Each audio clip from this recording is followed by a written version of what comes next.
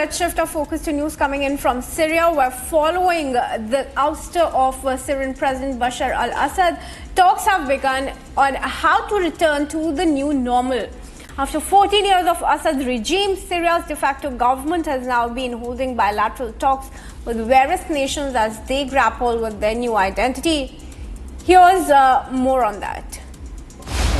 Ukraine's foreign minister met his Syrian counterpart yesterday to begin a fresh round of bilateral talks. The visit comes just days after Ukraine announced the delivery of a large shipment of wheat flour to Syria. Ukraine has backed Syrian forces, promising them support on the diplomatic front. Я тут для того, щоб передати сирійському народові особисте послання від президента України Володимира Зеленського. وأنا هنا لأنقل رسالة من فخامة رئيس جمهورية أوكرانيا ومني شخصيا. А звучить воно дуже чітко. Ми з вами, ми готові допомагати сирійському народу, бо Україна зацікавлена у стабільній Сирії та розвитку взаємовигідної співпраці. The country has also extended help to Damascus in conducting investigations to hold war criminals accountable. Syria has been trying to improve relations with Western and Gulf nations amid an environment of uncertainty in the country. Qatar and Turkey have also backed the country and requested the removal of international sanctions on Syria.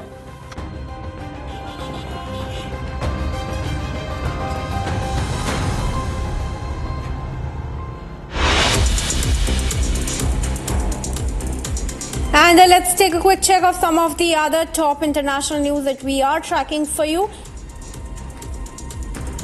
Syria's de facto leader Ahmed Al-Sharaa said on December 29 that it could take up to 4 years to hold elections in the country. The leader, who has been holding bilateral talks with various nations, shared his plans for the future. Sharaa, who leads the Hayat Tahrir al-Sham, plans to dissolve the Islamist group that led the country's insurgency.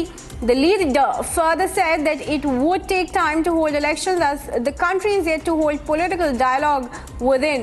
Al-Sharaa is Syria's de facto leader until March 1, when Syria's different factions are set to hold a political dialogue to determine the country's political future and establish a transitional government that brings the divided country together.